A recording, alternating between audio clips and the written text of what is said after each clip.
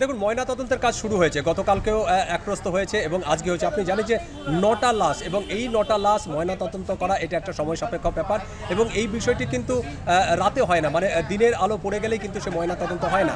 তো স্বাভাবিকভাবেই গতকালকে সময় হাতে ছিল কম, এবং আজকে আবার সকালবেলা থেকে শুরু হচ্ছে, এবং এখনো পর্যন্ত সেই কাজটি চলছে, সেই প্রক্রিয়াটি চলছে ময়নাতদন্তের, এবং সেই রিপোর্ট আসার পরেই কিন্তু সেই দেহগুলো কিন্তু তাদের নিজের দেশে অর্থাৎ বাংলাদেশে ফেরত দেওয়ার প্রক্রিয়া শুরু হবে।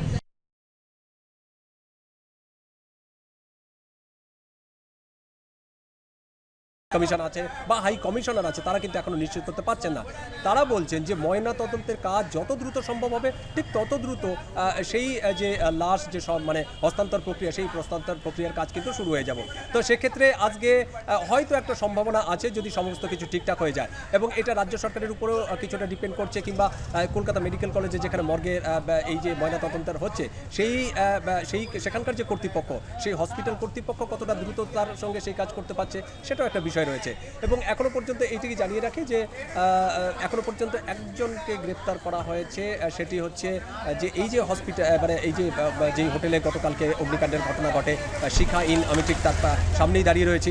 এই শিখা ইন যে লিজ নিয়েছিলেন, যে ব্যক্তি লিজ নিয়েছিলেন আবু জাফর, তাকে কিন্তু গ্রেপ্তার করা হয়েছে। এবং আরেকটি খবর পাওয়া যাচ্ছে যে তার যে মালিক বীরেশ্বর মৈত্র, তিনি গতকাল থেকে কিন্তু পলাতক ছিলেন।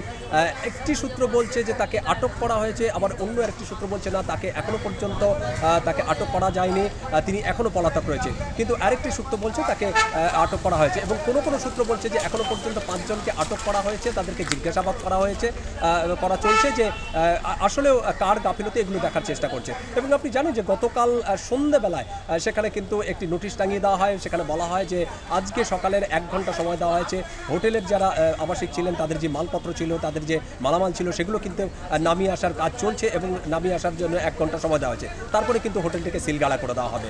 শুধু হোটেলটিকে নয়, মানে যে ভবনটি আছে এই ভবনটিকে কিন্তু সিলগালা করে দেওয়া হবে, কারণ এই ভবনটিতে শুধু সেই যে দুর্ঘটনাগ্রস্ত যেই হোটেল মানে শিখা ইন, সেটি কিন্তু নয়, এছাড়াও একাধিক হোটেল রয়েছে যার অত্যন্ত নাজুক পরিস্থিতি, মানে তাদের যে ফায়ার সার্ভিস যেই ফাইটিং যে সিস্টেম, সেই সিস্টেম যেরকম খারাপ রয়েছে, এবং যে গ্রাহকদের যে পরিষেবা, সেই পরিষেবা নিয়েও দীর্ঘদিন ধরে অভিযোগ উঠছে। সেই অভিযোগ কতটা সত্যতা সেগুলো সবই খতিয়ে দেখা হবে। তো স্বাভাবিকভাবেই হোটেলের যারা আবাসিক হচ্ছে, যারা পর্যটক আছে, তাদের সকলকে সরে যেতে বলছে।